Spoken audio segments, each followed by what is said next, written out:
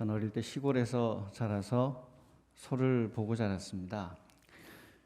보통 한 마리가 있었고요. 최고로 많을 때는 큰 소 3마리, 새끼 한 2~3마리 정도 있었던 기억이 납니다.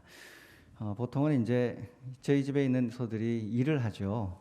요즘 소들이야 우리에 갇혀가지고 그 좁은 데서 나가지도 못하고 그냥 계속 주는 거 먹고 살찌워서 유구소가 유구여서 팔리는 게 전부지만 옛날에는 소와 함께 동고동락했습니다. 이제 일 좀 할 수 있게 생긴 소가 오면 집에서 규율을 가르치죠. 왼쪽으로 가 오른쪽으로 가를 가르치고 서 뭐 하는 거 가르치고 뒤에 짐을 싣고 갈 수 있는 것도 훈련을 시키고 뭐 또 송아지가 좀 커지면 소 코를 뚫어가지고 마음대로 못 돌아다니게 주인과 호흡을 맞추게 콧뚜레도 하고 그랬던 기억이 납니다. 소를 데리고 뒷산에 가서 한참 이제 지내다가 집에 오면 소가 목이 마르잖아요. 소가 목이 마르면 물을 엄청나게 잘 먹습니다. 큰 다라에다가 큰 동이에다 물을 담아 놓으면 이게 소가 물 먹는 속도가 옆에서 보고 있으면 한번 쭉 빨아들일 때마다 쑥쑥쑥쑥 내려가서 저걸 어떻게 다 먹나 싶은데 마지막 찌꺼기까지 다 먹어버리거든요. 근데 이제 이렇게 물 잘 먹는 소도요, 그 배가 부르거나 목이 안 마르면 안 먹어요. 그거는 몸이 아파도 잘 안 먹거든요. 안 먹으려고 들면 소를 먹일 방법은 사실은 없습니다. 주인이 때려도 안 먹어요. 안 먹을 때는. 소도 다 성격이 있고요. 소마다 고집이 있고 성격이 다 제각기에 달라서 참 희한한 것 같아요. 속담에 소를 물가에 데려갈 수는 있어도 억지로 먹일 수는 없다고 하지 않습니까? 진짜로 키워보면 그 말이 맞다는 걸 알게 됩니다. 우리 신앙의 세계에서도 그렇습니다. 하나님께서도 우리를 억지로 예수 믿도록 강압하시지는 않습니다. 하나님도 우리를 초청하고 최선을 다해 이렇게 먹여주고 하지만 한 인간이 예수 믿기를 진짜로 거부하면 어떻게 하겠습니까? 어쩔 도리가 없죠.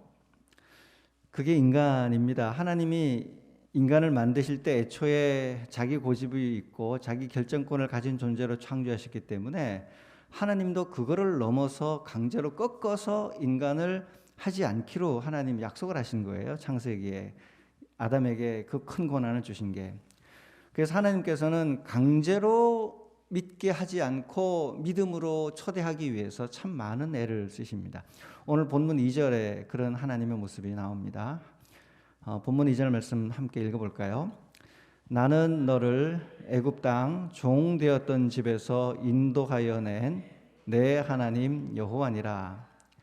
여기서 하나님이 이스라엘에게 내 하나님이라고 하잖아요. 내 하나님, 너의 하나님.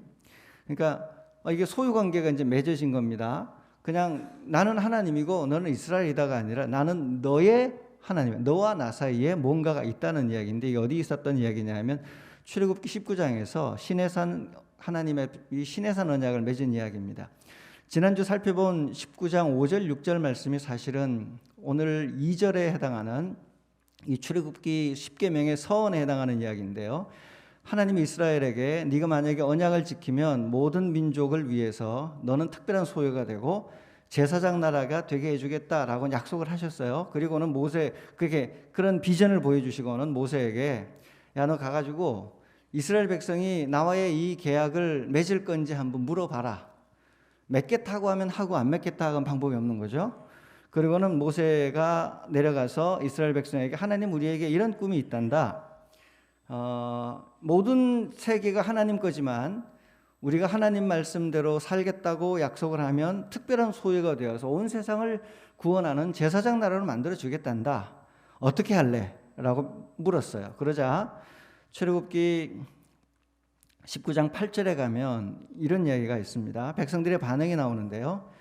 백성이 일제히 응답하여 이르되 여호와께서 명령한 대로 우리가 다 행하리이다. 모세가 백성의 말을 여호와께 전하매 백성이 동의를 합니다. 물론 여기서 동의는 하지만 이스라엘이 그 내용이 뭔지 명확하게 다 인지는 못했던 것 같아요. 이후에 하는 걸 보면 우리도 그렇잖아요. 말로는 하겠다 하지만 행동이 말에 따라가기까지는 긴 시간이 걸립니다. 이스라엘도 그렇게 했습니다. 그러나 계약은 계약입니다. 계약서에 도장이 찍히고 나면 권리 행사와 의무가 주어지잖아요.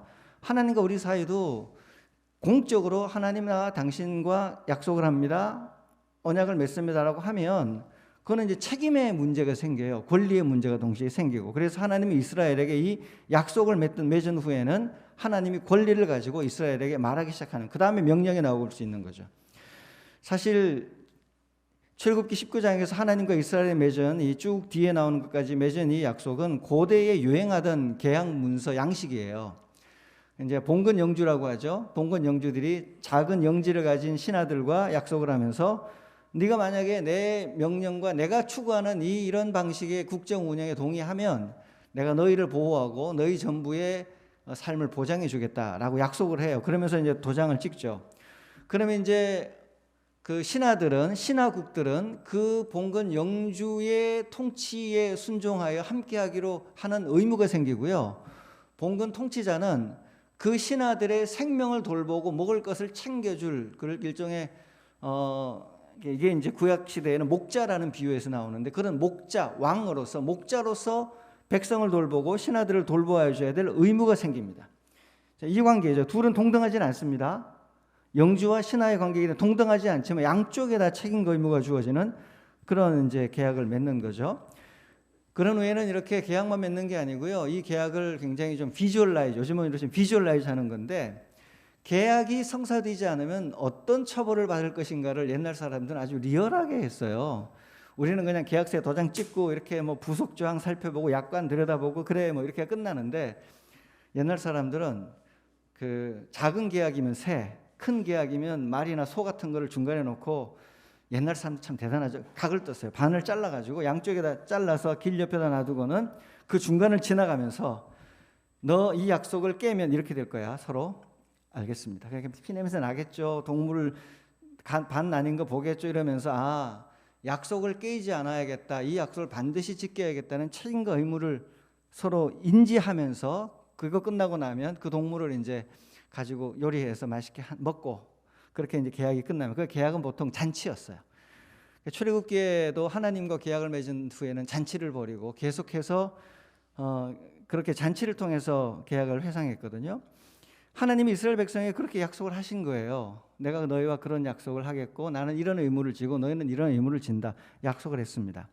이 약속을 한 다음에 따라 나오는 게 우리가 보고 있는 십계명 조항들입니다. 다시요.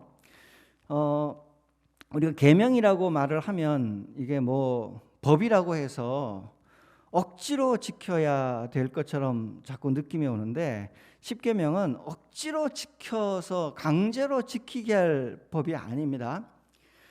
하나님이 처음부터, 우리 오늘 보면은 갑자기 3절부터 나오지 않아요. 이래라 저래라 뭐 해라 뭐 하지 마라 하지 않아요. 오늘 읽었던 2절이 중요한데, 나는 너를 애굽 땅 종 되었던 집에서 인도하여 낸 내 하나님, 약속한 하나님. 근데 그 약속한 하나님이 뭘 했냐면, 너를 애굽 땅 거기서 너 뭐하고 있었지? 종이었던 너를 해방한 존재다. 굉장히 짧은 문장으로 되어 있지만 출애굽기 1장부터 시작해서 19장까지의 모든 내용을 이 안에 다 담고 있는 거죠. 하나님은 아무것도 해주지 않으면서 힘으로 믿으라고 윽박하는 분이 아니라, 윽박 지르는 분이 아니라 자신이 얼마나 좋은지 행동으로 보여주며 초대하시는 분입니다. 열재앙으로 애굽을 쳐서 무너뜨리고 홍해를 갈라 피신시키고 구름 기둥 불 기둥으로 인도하시고 사막에서 물을 내어 먹이시고 만나를 또 먹이시고 아말렉으로부터 보호해서 이방 공격하는 이들 악질적인 아말렉을 무찔러 가면서 시내산까지 무사히 데려오신 후에, 그 모든 기적과 엄청난 은혜를 베푸신 후에 하나님이 약속을 해볼래? 이 정도면 믿을 수 있지 않겠어? 내가 너의 인생에 이토록 관심이 많고 너를 이렇게 잘 돌봐줄 능력이 있는데 나랑 함께 모험해보지 않을래? 라고 초대하신 거예요. 그 초대에 이스라엘이 감사해서 사인을 한 거죠. 그러니까 우리가 성도들 중에 아직 하나님이 좋은 분인지 모르고 계신 분들이 있을 수 있습니다. 때로는 우리가 하나님이 억지로 이거 해라 저거 해라, 막 돈 내놔라 시간 내놔라, 네 에너지 나한테 다 가져와라, 이렇게 막 노예처럼 강제 노역하듯이 막 시키시는 그런 분으로 우리가 인식할 수 있는데, 그게 너무 강해져서 하나님이 좋은 분인지 모른 채로 너무 그런 느낌이 오신다면 잠시 멈추라고 말씀을 드리고 싶어요. 멈춰서서 성경에 하나님이 어떤 분인가, 출애굽하신 분이 어떤 일을 하셨는지, 하나님이 정확하죠. 노예를 자유민으로 만드시기 위해서 애굽은 파멸하시고 하셨던 분인지, 그런 걸 잠시 멈춰서서 하나님이 얼마나 멋진 분인지를 먼저 묵상하고 그분을 만나야 됩니다. 신약의 예수님도 마찬가지죠. 신약의 예수님이 제자들을 보자마자 처음부터 아무것도 없이 그냥 십자가를 따르라 뭐 이렇게 하시지 않으셨어요. 나를 따르라고 처음에 불러내긴 하셨지만 그 제자를 데리고 다니면서 병도 고쳐주고 무리를 걷는 기적도 보여주고 오병이어 칠병이어로 먹는 문제 해결할 수 있는 능력도 보여주고 여러 가지 다양한 것들을 보여주신 후에, 출애굽의 하나님이잖아요. 능력의 하나님. 이 정도면 믿을 수 있지 않겠니? 신뢰관계 형성됐지? 너와 나 래포 형성됐지? 이 정도면 긴 말하지 말자. 나 십자가를 향해 간다. 사실 이게 본론이야 라고 그제서야 뒤늦게 예수님이 3차례에 걸쳐서 순환을 받을 거라는 이야기를 하고 부활 이야기를 하시면서 제자들을 초대하십니다. 근데 예수님의 제자들이 안 따라갔잖아요. 그래도 안 따라갔다가 예수님의 제자들이 언제 알아들었냐면 성령 강림절 이후에 그 이야기가 무슨 이야기인지 나중에 성경 공부, 부활하신 주님을 만나고 성경 공부하고 성령 강림 이후에 깨달아가지고 뒤늦게 따라와요. 늘 그런 것 같아요. 우리가 있을 땐 잘 모르다가 한참 시간이 지난 후에 옛날에 뭐 배웠는지가 이제 알게 되죠. 저도 신학교 때 배운 거 지금 그거 왜 배웠는지 이제 이해해요. 사실은 그때 뭐 신학 이론들 막 현대 성사 해석들 막 배웠는데, 교회사 배웠는데, 그게 그때는 이게 도대체 뭐 이렇게 복잡해, 뭐 이렇게 많아 이론이 했더니 현장에 들어와서 목회를 해가면서 이거 굉장히 중요했던 거구나. 그 신학자는 이것 때문에 이런 고민을 했던 거구나. 너무 고맙다. 내가 현장에서 다 상상하면서 내가 이론 만들 수 없는데 그분이 생각해보고 고민해보고 우리에게 꼭 필요한 말씀을 읽는 눈을 줬구나 생각하면 현장에서 하나님을 알거든요. 예수님의 제자들도 그랬어요. 긴 시간이 필요한 것 같아요. 그러니까 우리 신앙생활에서 조급해하지 말고요, 하나님이 여러분에게 주시는 것들이 무엇인지 좀 천천히 한 템포씩 묵상해보고 하나님을 좀 만나가는 경험이 있으시면 좋겠어요. 여러분, 하나님이 얼마나 좋은지 좀 만나보시기를 바랍니다. 기도응답도 받으시고요, 하나님이 주시는 놀라운 은혜도 받으시고, 여러분 마음을 위로하시는 주님의 위로도 받으시고, 여러분의 가장 중요한 필요를, 일용할 양식을 긴급하게 채우시는 하나님의 따뜻하심도 좀 만나보시고, 그렇게 해가면서 마음이 이제 편안해지면 예수님 십자가 괜찮겠는데? 예수님, 이럴 수 있는데 왜 이런 거야? 뭔가 있는 거 아닐까? 멋지네? 라고 하면서 예수님께 매료되기 시작하면서 제자의 길을 하나씩 가게 되죠. 그래서 때로는 하나님께 달라는 기도도 하고 필요한 거 채워달라고 매달려도 보고, 그래가면서 주님과 인격적 만남이 세워지고 난 후에 하나님은 우리를 더 중요한 이야기가 있다. 더 중요한 얘기. 그것도 다 중요하고 좋지만 네 눈에 안 보이고 내 눈에만 보이는 진짜 중요한 이야기가 있는데 그 이야기를 해보지 않겠냐라고 할 때 나오는 꿈이 제사장 나라와 하나님의 특별한 소유가 되는 그런 관계가 이루어지는 거죠. 그러니까 구원이 긴 시간입니다. 신앙에는 노력도 굉장히 중요합니다. 하나님 우리에게 이렇게 좋은 것 주셔도요, 우리가 익숙해지거나 그게 얼마나 좋은지를 모르면 놓치게 되죠. 클래식 음악 같은 거예요. 어떤 거는 듣자마자 너무 좋은 게 있는데 클래식 음악은 처음부터 좋기가 어려워요. 클래식이 만들어지는 과정, 그 음악을 즐기기까지는 나름의 긴 시간을 통해 익숙해지고 나면 그 다음에 이게 진짜 길게 좋네 라고 생각하는 느낌이 오듯이, 우리가 말씀 읽는 것 지루하고 힘들어도 때로는 교회 다니고 예배하고 하는 작은 훈련도 조금씩 훈련하다 보면 이 좋은 하나님을 그 인내와 기다림과 그 속에서 결국은 만나게 되거든요. 여러분의 영적인 훈련 여정 안에 불쑥불쑥 찾아와서 여러분 마음을 감동시키시는 이 하나님을 만나게 되시기를 주님의 이름으로 진심으로 축복합니다. 크게 하나님 좋다고 이제 꼭 이야기하고 나면 그 다음에 나오는 게요, 너 나의 자녀가 됐잖아, 나랑 약속을 했잖아, 그러면 이렇게 살아보자 하면서 하나님이 이제서야 계약서에 사인했으니까 명령하기 시작합니다. 그 전까지는 해볼래 이러시다가 계약서에 사인하면 이거는 진짜 중요한 거니까 이제는 하자, 우리 뭐 앞뒤 가리고 뭐 그럴 필요 없잖아, 이제 우리 사회에서는 해봐야지 라고 말하면서 10개의 말씀을 주셨습니다. 이 10개의 말씀은 출애굽하여 노예 상태를 벗어난 백성이 자유를 유지하고 자유를 확대해 가려면 꼭 지켜야 되는 말씀이에요. 인간이 지구를 떠나서 중력도 없는 곳에 살면 행복할 것 같잖아요. 중력 거창스럽죠. 달리기 할 때 100m 우리 10초대 못 끊잖아요. 중력 때문에. 공기의 압력도 못 끊는데 지구 밖에 나가면 엄청 잘할 것 같지만 바로 죽어요. 그런 것처럼 종에서 자유민이 되고 나면 지켜야 될 나름의 룰을 또 가지고 살아내지 않으면 다시 종이 돼요. 그래서 종이 되지 않고 자유민이 되도록 만드는 하나님의 자연법칙, 하나님의 삶의 법칙, 그 중요한 거를 추려서 아주 간단하게 추려서 10개로 만들어 놓은 겁니다. 첫 번째 말씀이 오늘 제1계명인데요. 3절 말씀을 함께 읽어볼까요? 3절입니다. 너는 나 외에는 다른 신들을 내게 두지 말라. 너는 나 외에는 다른 신들을 내게 두지 말라. 하나님 욕심이 있으시죠. 다른 신들을 두지 말고 나만 섬기라는 욕구인데 독점하시는 분입니다. 하나님의 독점 욕구. 여러분은 하나님의 이런 요구가 좋으세요? 일반적으로 인간의 성품은 누군가 나를 이런 식으로 독점하려고 하면 굉장히 싫어합니다. 인간은 신을 많이 섬기고 싶어 해요. 본질적으로. 애인도 하나보다는 여럿 있는 게 인간의 욕망에 부합하지 않습니까? 저 어릴 때 그 무협소설 이런 거 많이 읽었거든요. 많이 읽었는데 그 무협소설 지금 생각하면 쓰레기예요. 쓰레기.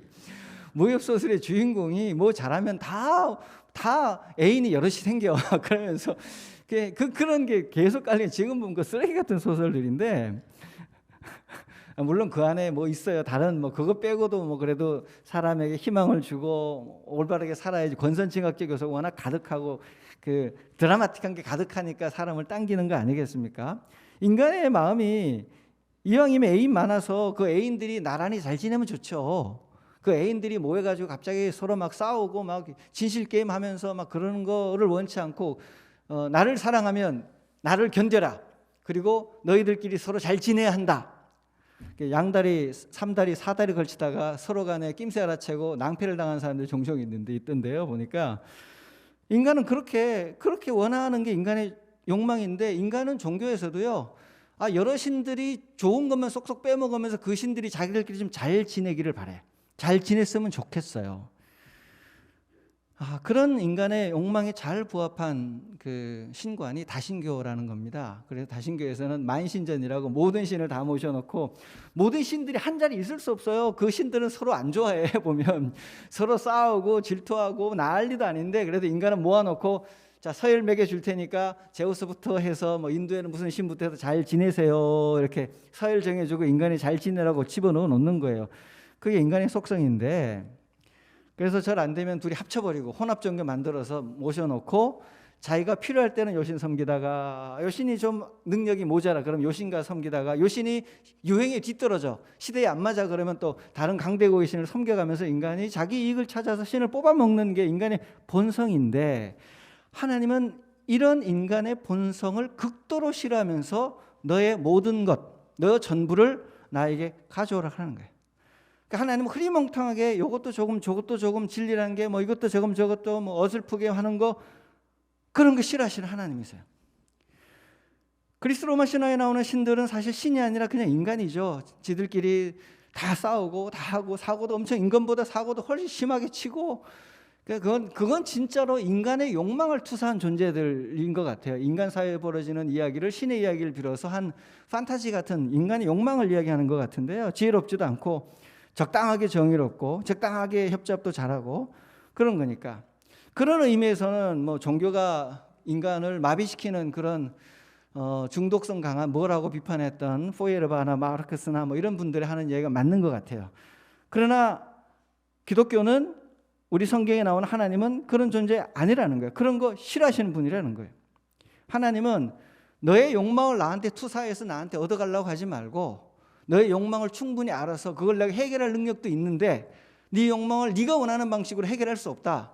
그걸 가지고 나한테 와서 내가 너를 새롭게 해줄 테니 내 명령에 순종하고 내가 원하는 방식으로 가면 너의 욕망도 훨씬 좋은 방식으로 승화되어 해소될 것이다. 그러니까 나에게 와서 전적으로 나만 섬기고 내 말을 들어가라라고 요구하시는 분인 거죠.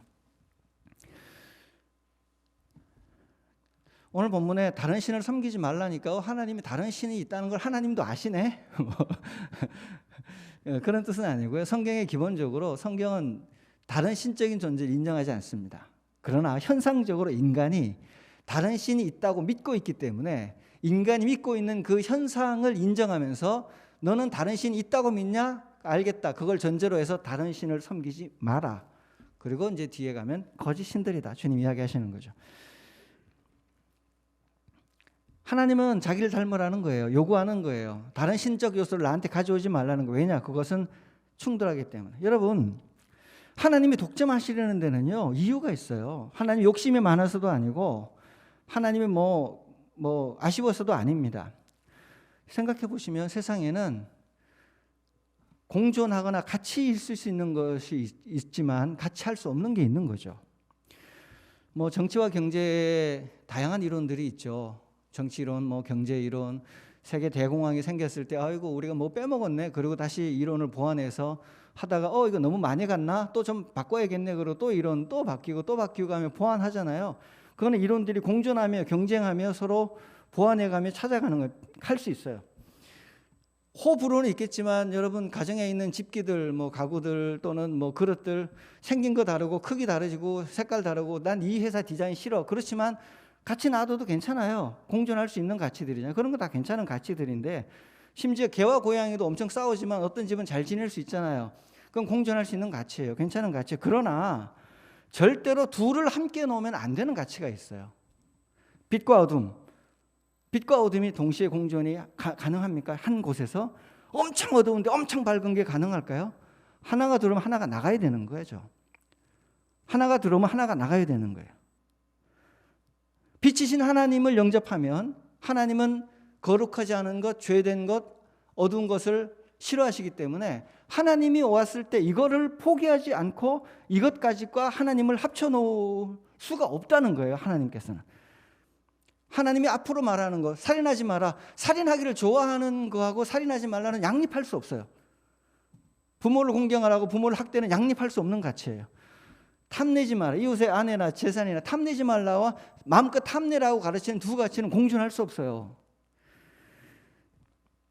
그래서 하나님을 섬기려면 다른 신을 버려야만 섬길 수 있다는 겁니다. 요즘에 이제 비행기들 많이 타시기 시작하시잖아요. 기내에 들어가면 들어가기 전에 공항 검색대에서 검색을 합니다. 공항 검색대 검색하면 재밌는데 국내 여행이야 국내 여행이야 이제 막 먹을 거 가지고 막 들어가지만 해외 여행 갈 때는 액체도 일정한 거 이상 못 가지고 가잖아요. 폭발물일까 봐 걱정이 돼서 무기 못 가지고 들어갑니다. 흉기 못 가지고 들어갑니다. 타인의 생명을 해하거나 전체의 안전을 위협할 수 있는 검증되지 않은 것들은 애초에 못 가지고 들어갑니다. 이스라엘 같은 곳은 굉장히 철저해서 2중 3중으로 검사를 하더라고요. 아주 또 어떤 분들은 이스라엘 공항에서 자기 나라 입국하는데 그냥 심할 정도로 몸수색을 당하고 신체 내부까지 수색을 당해가지고 어떤 분들은 내 이스라엘 다시는 안 간다 막 그런 분들 계세요. 그럴 정도로 내가 어느 나라를 가든 어느 곳을 가든 비행기를 타든 가지고 갈 수 없는 것들이 있다는 거죠.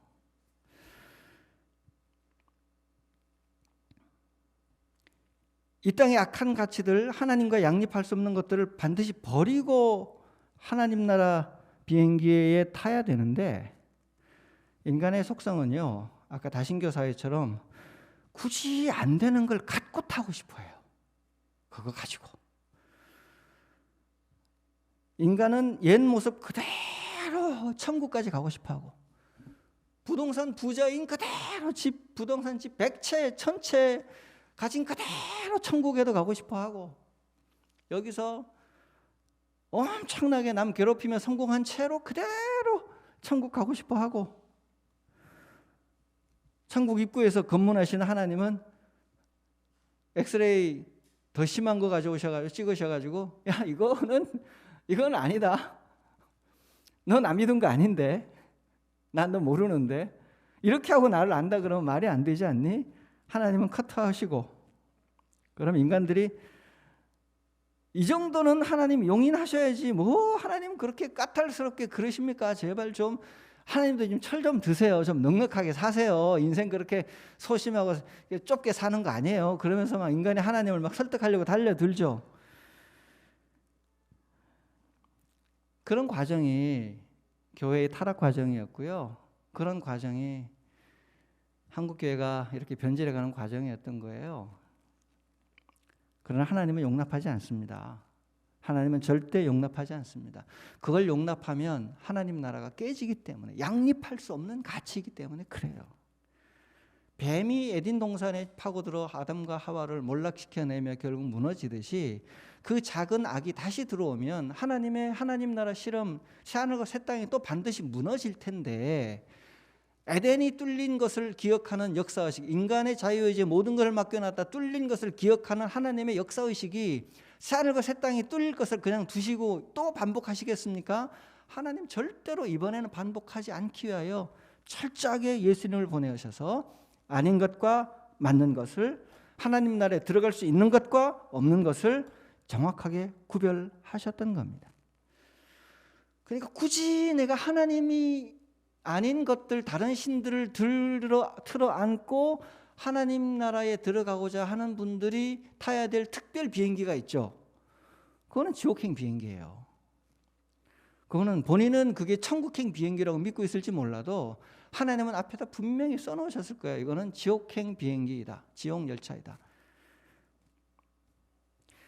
구약시대 이스라엘이 꼭 그렇게 버릴 것 버리지 않고 가나안 땅에 그대로 가려 했어요. 가나안 땅에 있으면서도 끊임없이 옛 것을 못 버려서 그것을 기억하고 회상하며 좋아했습니다. 출애굽기 16장 3절에 보면 이런 말씀이 있거든요. 출애굽기 16장 3절 화면에 있는데 함께 읽어볼까요? 이스라엘 자손이 그들에게 이르되 우리가 애굽 땅에서 고기 가마 곁에 앉아있던 때와 떡을 배불리 먹던 때에 여호와의 손에 죽었더라면 좋았을 것을 너희가 이 광야로 우리를 인도하여 내어 이 온 회중이 줄여 죽게 하는도다. 계약 맺기 직전에 벌어진 일이거든요. 16장이니까 직전에 출애굽한 이후에도 이스라엘 백성은 계속 이렇게 했는데요. 저는 이 본문에서 하나님 굶어 죽을 것 같아요. 모세가 데려와가지고 굶어 죽을 것 같아요 라는 이스라엘의 불평 자체는 정당하다고 생각을 합니다. 배고픈데 배고프다 그래야죠. 목마른데 목마르다 그래야죠. 힘들어 죽겠는데 힘들어 죽겠다고 그래야죠. 당연히 할 수 있는 불평인데, 그런데 문제는 뭐냐면 이스라엘의 불평이 애굽 땅을 그리워하며 애굽이라는 체제에서 주어지던 것을 그리워하며 불평한다는 거예요. 단지 음식과 물이 문제가 아니라 애굽의 생활, 다른 누군가를 노예로 만들어 상대방을 죽이면서 만들어낸 빵과 떡이잖아요. 비굴하게 하나님이 만드신 인간의 형상을 훼손해가며 주어지던 그 빵과 떡, 그 체제가 좋다고 하는 거예요. 이거 사실은 누가 죽이든 말든 노예가 되든 말든 핵폭탄으로 누가 죽어든 말든 우리만 잘 되고 우리나라만 잘 되고 먹을 것만 생기면 나는 나머지 신경 안 써라고 했던 그 시절 그 체제, 그걸 좋아했다는 거예요. 그거에 하나님이 분노하신 거예요. 우리는 여기서 종교의 본질이 뭔가를 생각해 볼 수 있습니다. 신을 믿는다는 것은 단지 그 신의 이름을 아는 게 아니고요. 고대인들은 이거 너무 정말 잘 알았는데 이름을 소유하는 것은 본질을 소유한다고 생각했습니다. 그러니까 신의 이름은 신이 가지고 있는 품성, 가치관, 그리고 그 가치관대로 미루어지는 삶의 양식, 개인의 삶의 양식, 한 사회를 다스려가는 사회의 법규까지 이르는 모든 문화, 교육, 경제 모든 체제를 총괄하는 것을 종교, 신이라고 믿던 시대예요. 이집트 태양신, 아크나튼 태양신을 섬기는 것은 이집트 체제를 지탱하는 가치관이죠. 피라미드 다 그런 의미에서 왕권을 강화하고 이집트가 잘 되기 위해서 안에서 누구든 노예를 부릴 수 있고 이방 민족 데려와 전쟁 노예 삼을 수 있고 인권 유린할 수 있고 무고한 이들의 죽음이 어떻든 상관없이 체제를 만들어갈 수 있는 그것을 옹호하는 체제, 그게 이집트 신을 섬긴다는 말이거든요. 여호와를 믿는다는 말은 그런 체제를 만드는 신, 그런 애굽의 체제를 좋아하는 애굽 신이 망하듯이 그런 체제를 거부한다는 뜻이 여호와를 따르고 믿는다는 말인 거예요. 그러니까 애굽의 신을 미워하는 게 아니라 애굽의 신으로 상징되는 애굽의 신의 통치가 이루어지는 모든 사회체제 규범과 가치관을 몰아내고 여호와 하나님이 원하시는 방향의 가치관과 그것을 받아들인다는 행위가 종교를 믿는다, 그 신을 믿는다, 신앙생활을 한다라는 뜻인 거죠. 그런데 지금 이스라엘은 단지 음식이 없어 불평하는 차원이 아니라 애굽의 체제가 좋았다는 이야기잖아요. 이게 한 번 반복되면 괜찮은데 이후에 또 반복되면 17장에 가면 17장 3절에 물 없다고 하다가 또 애굽 이야기를 합니다. 가나안 땅에 가서도 이스라엘이 꿈꿨던 건 뭐냐면 가나안 땅에서 하나님 나라를 꿈을 꾸는 게 아니라 가나안 땅에서 애굽에서 배웠던 것, 애굽과 가나안이 유사했어요. 블레셋 가나안 족속의 체제가 기본 가치관이 같았거든요. 우리가 그런 농담합니다. 한국에는 그 대형 교회와 대형이 되려 하는 교회밖에 없다고. 기본 가치관이 같고요. 실제로 실현했거나 못했거나 마찬가지로 애굽이라는 강대국과 강대국이 되지 못했지만 강대국이 되려 하는 똑같은 기본 정신을 가진 가나안 체제 속에서 이스라엘은 뭘 원했냐면 가나안을 닮아갔잖아요. 애굽 체제를 옮겨놓는 것을 끊임없이 원했다. 하나님 이게 불만이셨던 겁니다. 그러니까 이건 하나님께는 모세를 양육하여 뽑은 일 자체가 무효가 되는 일이고 출애굽기 10재앙도 무효가 되는 일이고 예수님 십자가에 죽으신 것 자체, 부활하신 것 자체를 무효화시키는 구원 목적 자체가 사라진 일입니다. 구원 목적 자체가. 이걸 하나님 용납하시지 않겠다는 뜻이 나만 섬겨라. 틈을 보이지 말아라. 다른 신은 반드시 버려야 된다. 양립 불가능한 빛과 어둠과 같은 것이다. 마음 먹어라. 애굽이 좋다는 말 앞으로 다시는 하지 말아라. 과거로 돌아가려 하지 말아라. 과거의 습성을 몸에 달고 살려고 작정하지 말아라. 애굽에서 가지고 왔던 금은 패붙이 신의 형상을 한 모든 장신과 반드시 떼라. 나 만나기 전에 온몸을 정결하게 하고 새롭게 되어라 라고 하면서 레위기에 가면 광야에서 거룩하게 되는 방법, 하나님과의 관계에서 제사 지내면 용서받는 방법, 이웃과의 관계에서 거룩해지는 방법을 하나님 끊임없이 가르치며 양립할 수 없는 가치 중에 애굽의 것을 버리라 그러는 겁니다. 여러분 신앙은 아주 명확한 겁니다. 예수 믿고 나면 지향점이 분명해집니다. 좋고 싫은 것도 명확해집니다.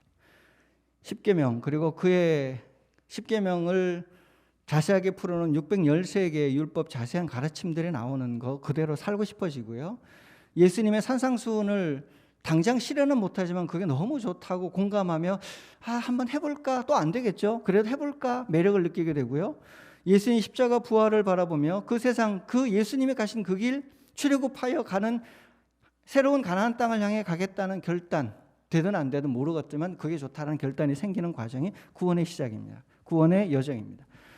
그 일을 위해 가는 중간에 겪는 어떤 고통과 수모도 좀 배고프고 좀 목말라도 일용할 양식 주신 하나님 결국 먹여 살릴 것을 믿고 참아내고 견디겠다는 것이 제자도입니다. 그런데 이스라엘은 끝없이 불평하고 뒷걸음질 치면서 애굽을 재현하고 싶어 했던 거니까 하나님께서 대노하셨던 거죠. 구원 목적 자체가 훼손되고 끝까지 구원을 완전히 안 받아들인 존재들이 결국은 하나님의 나라 들어가지 못해서 광야에서 몰살당하거나 광야에서 한 세대가 저물고 말죠. 하나님 명확합니다. 좋은 거 싫은 거. 우리의 연약함을 주님이 아시기 때문에 우리의 수준에 맞춰서 기다리고 봐주시는 것뿐이지 하나님의 내면에서는 선과 악이 분명합니다. 자이로를 타고 올라가다 보면 황희정성 유적지인 반구정이 나오는데요. 거기 가면 재미있는 설명들이 붙어 있어요. 조선시대 최장수 고위 관료였는데 영의정 18년, 좌의정 5년, 우의정 1년 역대 최고 장기 총리였다고 합니다. 탁월한 조정 능력으로 국정에 크게 기여한 인물이고 뭐 뇌물도 받았대요. 청백리는 아닌 것 같아요.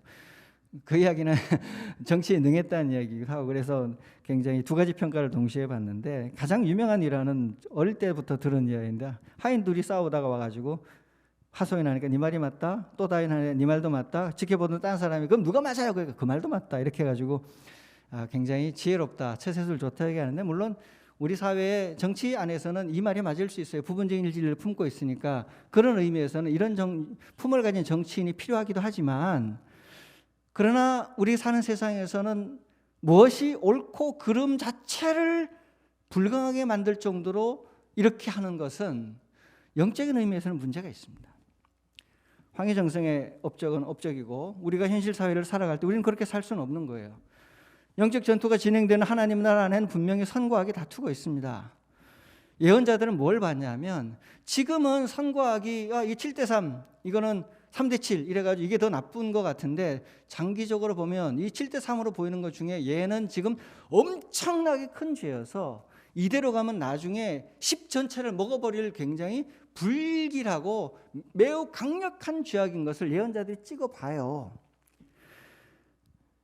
지금은 자기를 포장해서 자기가 선인 것, 어느 정도 선도 있는 것처럼 막 이렇게 해나가지만 자기들에게 힘이 생기면 포장을 버려버리고 완벽하게 자신의 정체를 드러내면 전체를 악으로 물들일 가능성이 있는 것을 예언자들은 하나님의 말씀 안에서 영적으로 그걸 본 겁니다. 그걸 본 거예요. 그러니까 당대 사람들이 이해를 못 받은 거예요. 당대 사람들은 비슷한데 정치로는 다 가능한데 다 괜찮은데 이것만 받고 예언자들에게는 다 같지 않아, 다 같지 않아, 다 같은 죄 아니고 어떤 죄가 앞으로 이 공동체를 하나님께로 완전히 멀어질지 하나님 앞에서 분명히 본 거예요. 뭘 봤냐? 십계명과 나오는 신명기에 나오는 율법 규정을 가지고 사람을 왕의 제도를 평가하고 그 안에 들어있는 깊은 죄를 평가해서 죄다! 우리를 다 죽일 죄다! 이거 그냥 넘기면 안 된다! 예언자의 말 안 듣다 결국 이스라엘 무너지거든요.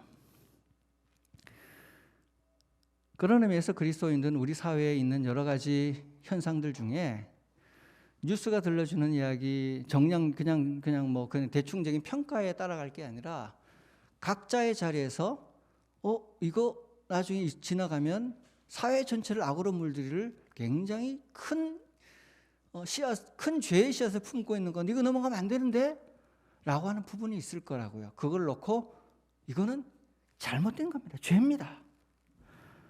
라고 하는 역할들이 하나님의 예언자의 역할이고 그리스도인들에게 주어진 일인 겁니다. 악의 전체를 장악한 후에는 쓸모가 없고요. 예언자가 참 예언자라는 걸 평가받은 후에는 의미가 없습니다. 이미 세상이 망해버렸는데. 여러분, 하나님만 섬기시고 우리 삶을 장악하려는 거짓 신들을 신이 아닌 것으로 격화시켜서 포기해 버리시기를 바랍니다. 여러분이 하나님보다 더 의지하는 것은 무엇입니까? 돈, 명예, 쾌락, 인간관계 어떤 겁니까? 하나님이 이 부분은 간섭하지 못하도록 어둠 속에서 여러분의 주권을 과도하게 행사하는 영역은 어디입니까? 여러분 인생의 유일한 명령권자가 하나님이신지 유일한 매력적 존경의 대상이 예수님이신지 유일한 예배 대상이 누구이신지 한번 따져보십시오. 힘든 일이 생겼을 때 하나님에 엎드려 기도부터 하나요? 아니면 가까운 누군가에게 서둘러 전화부터 하게 되나요? 작은 행동 하나에 우리가 누구를 더 의지하는지 판별할 수 있습니다. 좋은 일이 생겼을 때 하나님 앞에 감사하며 그분과 마음속 깊은 곳에서 교제를 먼저 나누나요? 아니면 감사할 일 생겼을 때 아는 사람 불러 파티하고 놀 생각을 먼저 하나요? 그 작은 선택에 우리의 우선순위가 달려있는 겁니다.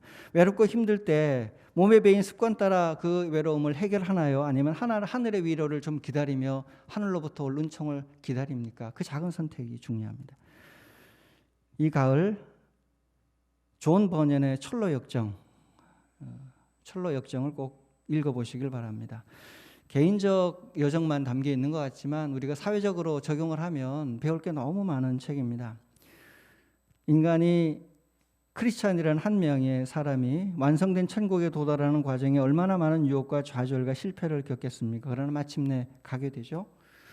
책을 읽으시다가 멋진 가을 가평에 있는 한 기도원에 가면 그게 참 묵상 코스가 요즘 너무 잘 짜여져 있거든요. 당일치기도 가능하시니까 하루 시간 내서 아침에 가서 책과 함께 앉아서 묵상하고 있다가 차 한잔 멋진 아름다운 가을 보고 돌아오는 것도 좋은 피정이 되실 겁니다. 하나님을 사랑하면 반드시 하나님은 우리를 도와 구원의 완성점까지 부르시니까 뒤돌아보지 말고 하나님 한 분만 사랑하시기를 바랍니다. 신명기 6장 4, 5절 말씀 함께 읽고 설교를 마치고자 합니다. 이스라엘아 들으라. 우리 하나님 여호와는 오직 유일한 여호와이시니 너는 마음을 다하고 뜻을 다하고 힘을 다하여 내 하나님 여호와를 사랑하라. 아멘. 기도하겠습니다.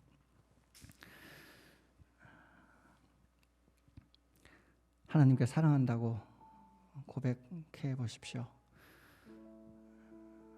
우리 가까운 사람에게도 사랑한다는 말 하기가 쑥스러울 수 있는데 하나님은 그 말 듣고 싶어 하시고요. 또 하나님, 혼자 뚫고 못 나가겠습니다. 이것 좀 도와주십시오. 하나님의 능력이 필요한 일들이 있으면 아뢰시기를 바랍니다. 이 시간 기도하겠습니다.